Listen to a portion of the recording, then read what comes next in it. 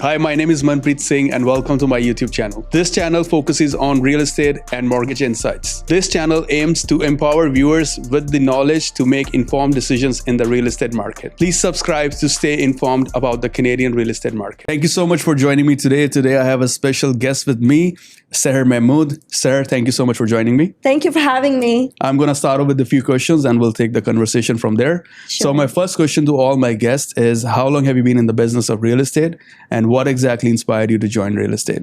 So I've been in the business for 13 years now. Amazing. Since 2012 is when I got my license. I got into real estate by accident, to be completely honest. So I graduated in the middle of the financial crisis in 2008 from York University and nobody was hiring. So I had an MBA in finance and I didn't know what I wanted to do next because I couldn't get a job. Nobody was hiring. So, I kind of dwindled for a few years and I was super lost. And then I met a friend of mine who was doing well in real estate and he said, you know what? I don't know what your skills are, but why don't you get a real estate license like everybody else? And I was like, the barrier to entry at that time was very low. It didn't cost much to get into it. I was already $80,000 in debt from getting my MBA. And I was like, I can't spend that much money. Right. I was like, I have to make this work. It wasn't that at that time I was passionate about real estate. I didn't even really know what I was getting into, but I knew that I wanted to be successful. Right. But I knew that to be successful, it has to come from within me and I just have to work hard. And at that moment, I said, you know what, this is what I'm going to do. And I'm going to make sure that I make this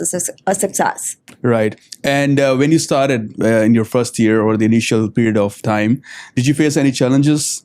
Oh my God, every single challenge that you can imagine. So I'm getting into real estate and I'm coming here as an immigrant. I grew up in Pakistan. Okay. I didn't even come to Canada with family. I came for school and I just ended up staying. So I didn't have a network of high school friends or a community or parents, friends who can give you business or anything. I was literally like this lone ranger who's here by themselves.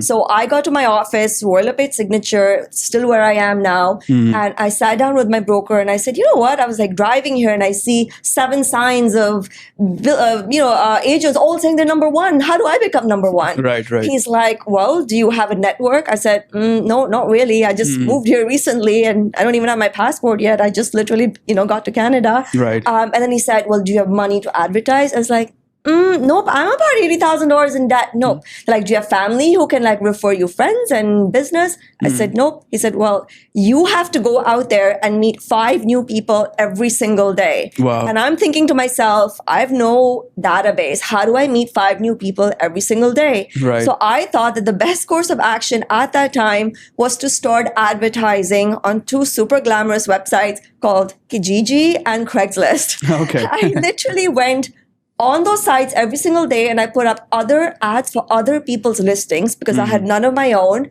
And next thing you know, it was a hot rental market. I was meeting up to 20 people a day. Wow. So I grew my network really fast. By the end of the year, I had over 3,000 names and numbers of people who were interested in real estate. So what that year taught me was a lot. I learned how to deal with people. I got to know every single building in downtown Toronto because that was where I was focusing on. Right. I did 120 rentals my first year. Wow. And that was my entry to real estate. But more than that, I built that massive network. And that's what really got me rolling. Right. From there, I was like, I thought, okay, this is going to be my career. I'm doing great as a rental agent. I'm making $100,000 a year. To me, I was like, rolling in the dough because I was coming from making nothing, Yeah. And little did I know that the opportunity in real estate was so much more. So one day while I was putting those ads on Kijiji, I'm noticing it was Liberty Village, it was a building in Liberty. And I was like, the same agent has 8 listings in the same building. How is that even possible that he knows 8 landlords in the same building? So I called him up. I said, I want to know how you have so many listings in the same building. And he said, it's because I sell pre-construction. Right. And I was like, I don't know what that means, but that's what I want to do. So he kind of quickly gave me the gist of how it works. And he says, I have a new project coming next weekend. Do you have people that would be interested? And I was like, I don't really have anybody, but I'm going to find some. And what I did was I went back to that rental database of 3,000 people and I found 7 buyers my first weekend in pre-construction sales.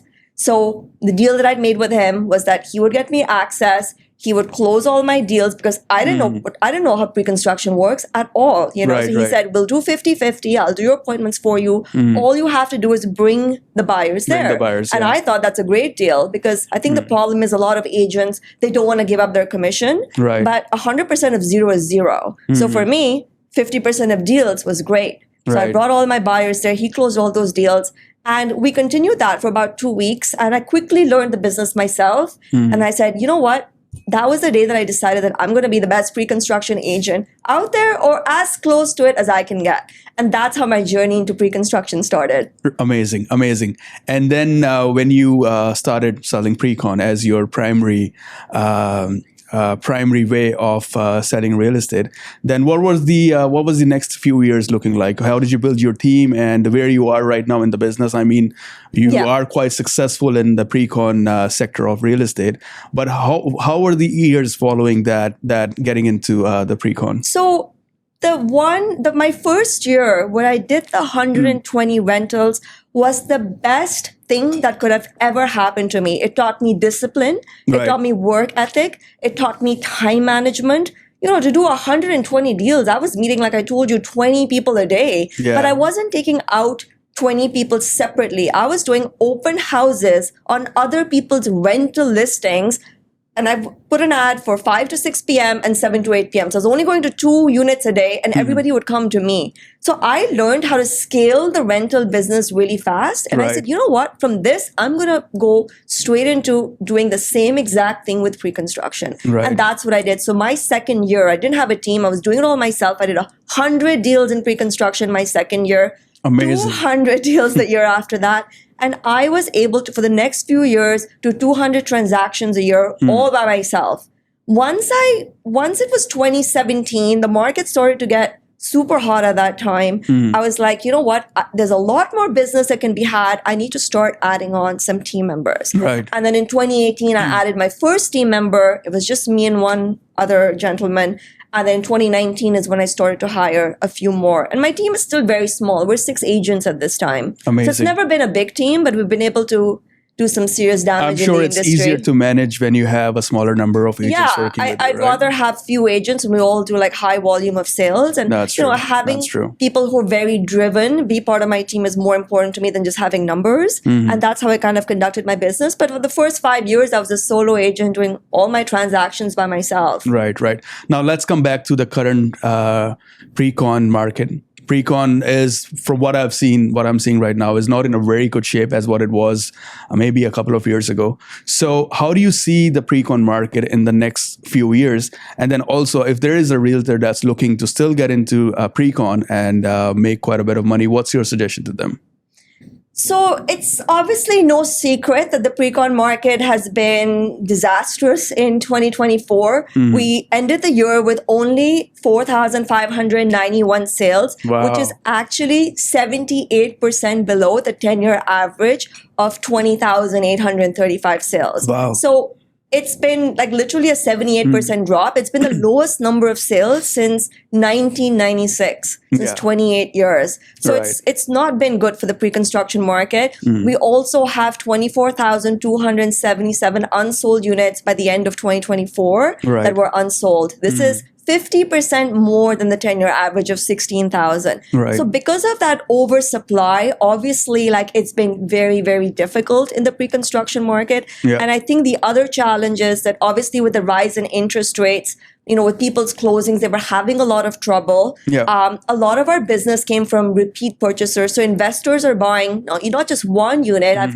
many, many clients who bought 5, 6, 7, 8 units. I actually have one client who's bought over 50 units with me. Wow. So when those people's closings are coming up, they're kind of getting burnt. At one time or with a period of time? Over the years. Over the years. It's people who are doing 7, 8 transactions a year with us. Right. So very, very high volume. So now the other challenge is that 2024, along with the interest rates being super high, the level of inventory coming to the market was also very high. So we had 29,800 units come to completion. And, the demand was just not there. And now 2025, I see it being just as slow because we have 30,000 units coming to market this year. This inventory is going to take time to get absorbed into. Okay, it's the record number of completions in a very, very slow market. That's true. However, the challenge is going to come in the years to come. Okay, so right now it's going to be slow. Next year is going to be slow.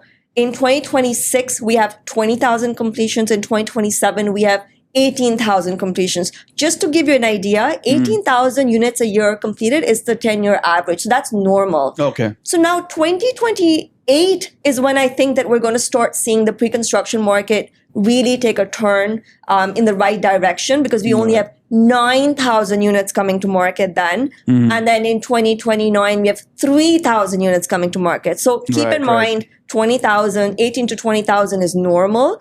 So when you have that undersupply a few years from now, that's when the market's really going to have that imbalance between supply and demand. So investors really just have to get through these few years where it's going to be tough, because the good times are coming. When you see inventory fall to those really low levels, that's when prices are going to start going back up, and there's going to be that increased demand. So construction starts dropped by 59% last year. There was only 33 launches. In a normal year, we have 80 to 90 launches. Wow. So the fact that we only had 33 launches because things just weren't selling, this is not going to hurt us tomorrow. This is not going to hurt us next year. It's going to hurt us in 2028, 2029, 2030. So I actually think that right now is a great time for someone to purchase, because, if they buy something pre-construction now that's going to close 4 or 5 years from now, that's where they can really reap that benefit of that investment. That's true. So I'm understanding that the next 3-4 years are not going to be very busy for pre-con. I'm hoping that it's not that long, but that's what I gear my investors towards. Like, I think 2028 is going to start becoming a really good year, to be realistic. Just because we have to get through this absorption of inventory that's going to be coming to the market last year, this year, and next year. Right. And if there is, as I was asking before, if there is a realtor that's still looking to make money in pre-con, do you have any suggestion for them? Is it still possible to achieve a good number of units that they can sell within 2025 or maybe 2026? So I actually think it's a great time to even try and getting into the door, because in a hot market, a normal resale agent finds it very tough to get inventory. Right. This is actually a great time because all the doors are open by all the builders to everybody. You can walk in there and they'll happily service your client and give you units. Right. The builders now have actually dropped their prices, and the incentives that we're seeing now are the best that we've ever seen. In a hot market, your client wants a 1-bedroom facing south. They'll say, I'm sorry, but I have a 3-bedroom on the 4th floor facing the garbage chute. Lack You of want it, options. yes or no? There's lack of options, and it's like you have 5 minutes to decide. Now you have the whole list of units available. So if you can find some good deals for your clients, because builders are willing to negotiate and they're having great incentive programs. We're selling a project by Madame where it's a monthly program of $1,400 a month. So we've had great success with that over the last week. And if you find deals like that for your clients, there's still an opportunity to sell pre-construction. If you can educate them that what's happening now is not going to be there forever, and the market is going to change. So I think that's where you have to be able to portray that information and give them that insight and educate them a little bit more than just the headline that they're seeing that it's all like doom and gloom in the Toronto real estate market. That's true. And that's where the opportunity lies. But being able to seek out those opportunities and working with builders to get those great incentives. We're getting rental guarantee right now of like $6 a square foot, $7 a square foot. You're getting cashbacks on closings. You're getting monthly deposit program. These are things I never saw in my career until now. Wow. So it's a really good time for someone who's in resale to say, hey, you know what? Like, I don't have somebody who can qualify for a mortgage tomorrow. They need to still build their credit history, or they still need to come up with, a down payment, but maybe they have $1,000 or $2,000 a month, and they can get into this program and then close the unit in 3 years from now. So it really allows that flexibility. And that's what I did when I first started real estate with my tenants. I was educating them that if you get into pre-construction, you can make your deposit slowly. It gives you 3 to 5 years to close. Right. And that's when you build up. And that's how I did sales in the beginning when I had no clients in pre-construction. That's the best thing I like about pre-con is the flexibility of the down payment. Yeah. Versus the resale is you need all your money from the down payment upfront, whereas in pre-con you can pay that money in a deposit structure. So that might be 2 years, 3 years, and then you don't need all the money upfront. So that's a very good option when it comes to securing a pre-con. Now let's come back to networking. What my understanding is, to be successful in the business of real estate, it's very important to have a solid network. So how important do you think, in your opinion or in your career, that you've seen that networking played an important role? And at the same time, when it comes to specifically selling pre-con, how important it is right now to have a very strong relationship with the builders?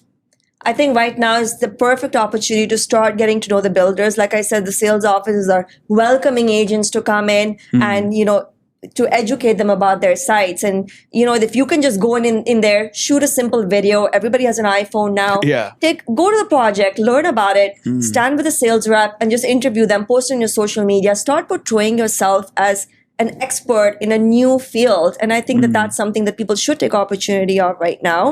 And it's a very easy time to be able to get to know all the builders.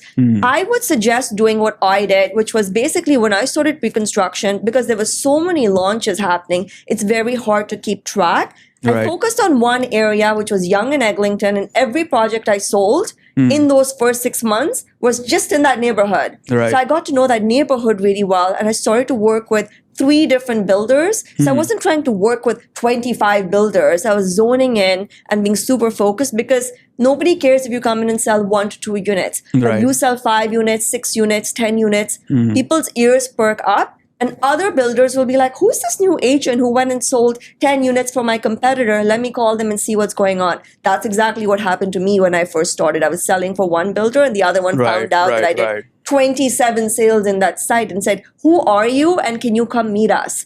So focus on one builder, pick a site that you really like and just zone in on that. And that's the way to be successful. Don't try and do one deal here, one deal there, learn this area, learn that area. Pick a niche, stick to it. No, I completely agree. You touched a little bit about posting videos and social media. I've seen your social media, and you also have a YouTube channel where I think the first video I saw must have been you posted 7, 8 years ago. And that was very similar, where you are explaining the new project, most likely within the builder space. And that definitely helps the viewers or the clients to understand that this person is really serious about the project, and they have a very good understanding and the knowledge. So they are not a rookie realtor who just want to sell and they don't understand what are the pros and cons of investing in this project. Now let's come back to mentorship. And I just want to go back to your initial days. And I'm trying to understand that how important do you think mentorship is in the career of a real estate agent?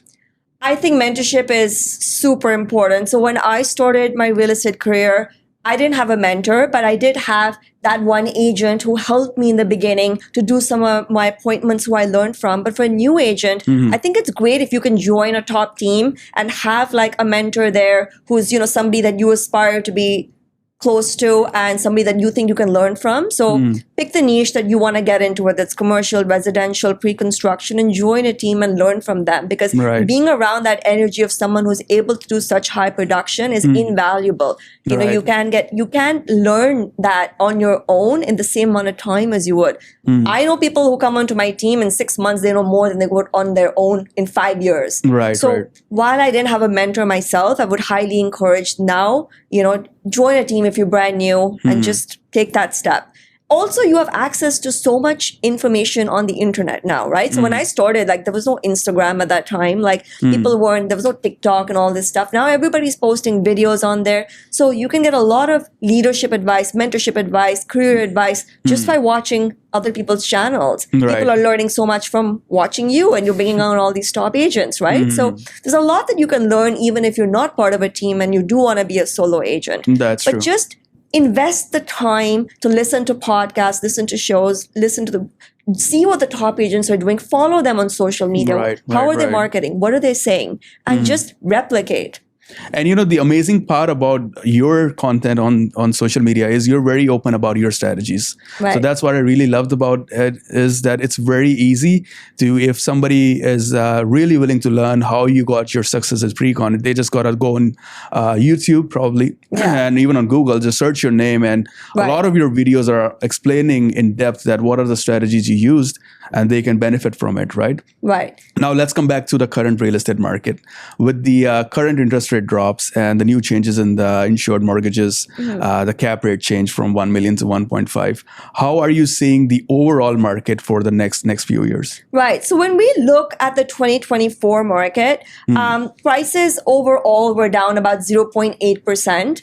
So, which is not terrible considering everything that happened with interest rates and so forth. But now, like Urbanation, I was just reading their latest report, they're actually expecting the prices to go up by 5% approximately overall across all housing types, 7% within detached, but overall 5% amongst all housing types in 2025.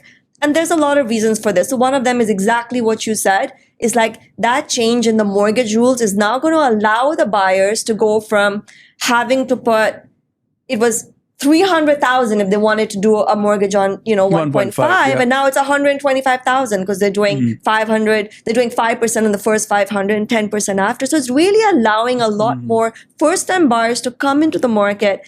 And when you take the amortization from 25 to 30 years on an interest rate of 4.5%, on a $1 million mortgage, you're saving $500 a month. That's pretty much you're saving your property taxes. Yeah. So it's really going to allow that ability for those first-time buyers who are sitting on the sidelines to be able to jump in. Because, when you're tapped out at 1 million, a lot of the houses you're looking for are, the average selling price last year was 1.1. So if you're looking now at like 1.1, 1.2, you can get exactly what you're looking for. Okay, you're no longer like stuck under that cap of I need to be at 999,000. And the amortization is going to help. So I think that's going to be a big effect on why they're forecasting this year to be a lot stronger and prices to actually go up this year versus down. So it's really going to help. Right. We are also hoping the same, that 2025 and 2026 will see a lot more activity than 2024. 2024, when I speak to different realtors, for some it was good. They still did a decent number.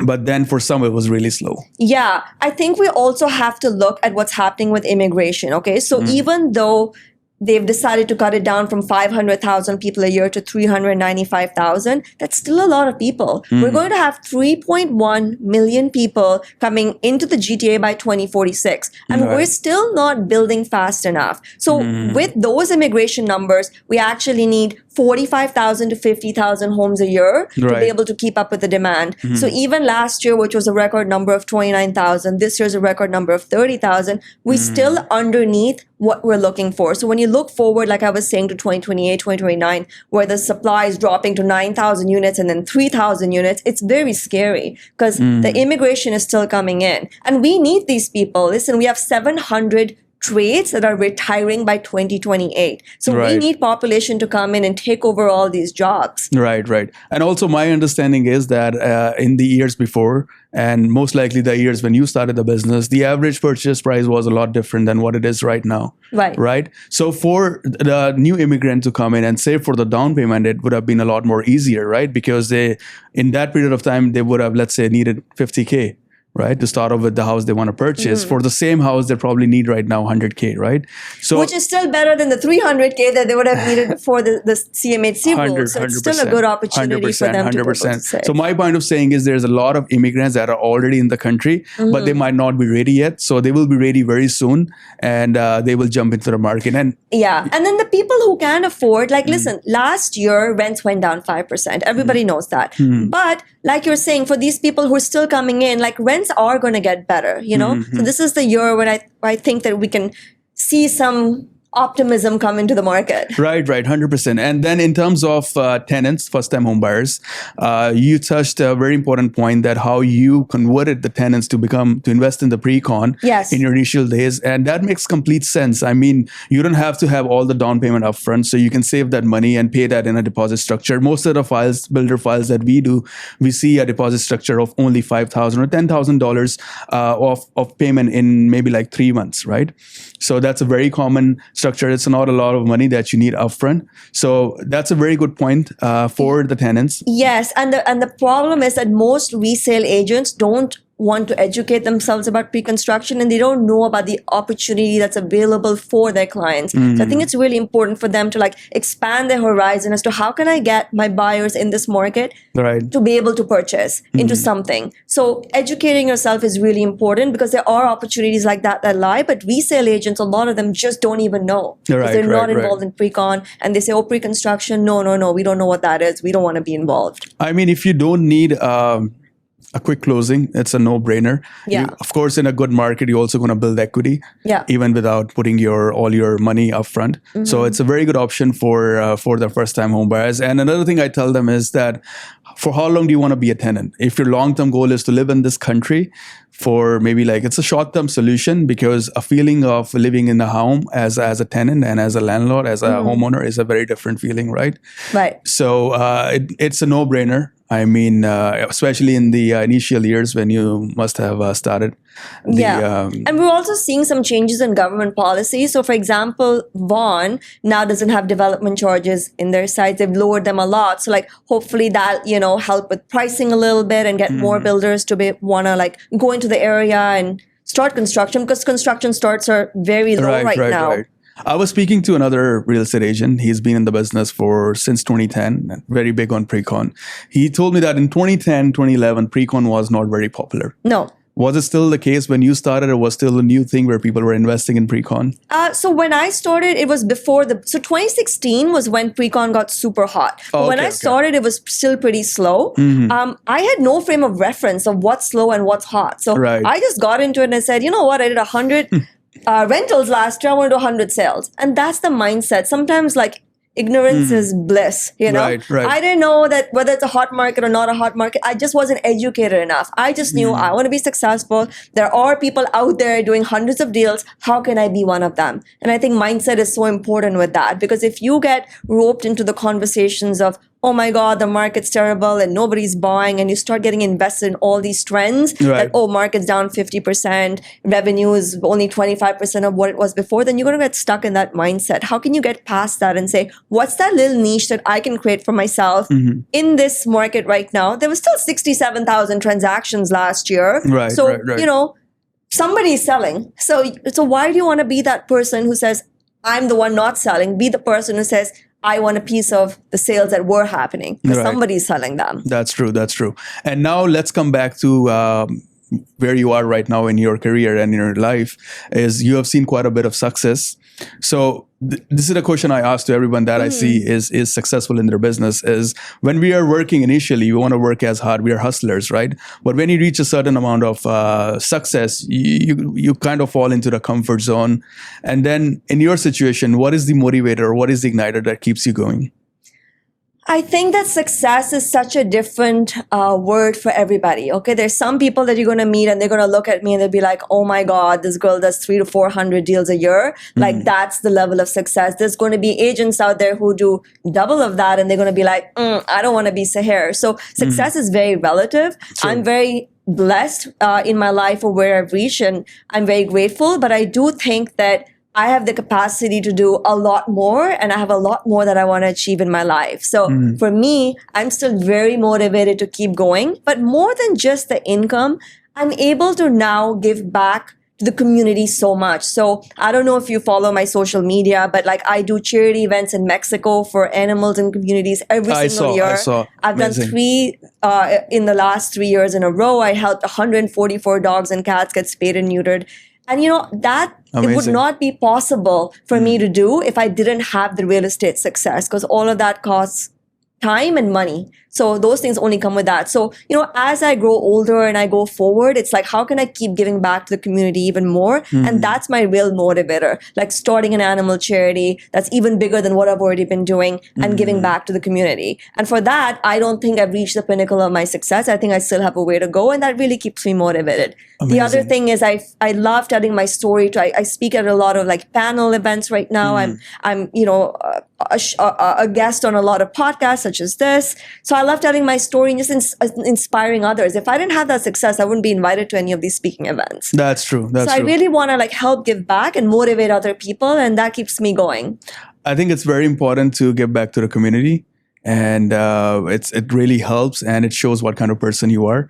So you mentioned you're helping animals in Mexico. So at what point of time you realize you want to do something for cats and dogs? So I was actually volunteering at the Etobicoke Humane Society since 2016. Okay. So it's been a long time. So since I was in pre-construction, every single Friday I was volunteering there, and I was cleaning kennels, feeding the animals, and doing like a 3 to 4 hour shift. Wow. In COVID, that shut down, and I said, now what can I do? Because the shelter was physically closed, and I felt like something was stripped away from my life, because that was such a meaningful part of my week. Like with all the real estate stresses that we have, like it was my kind of getaway space where I could just zen out and relax with dogs and cats who don't speak to you. And I loved it.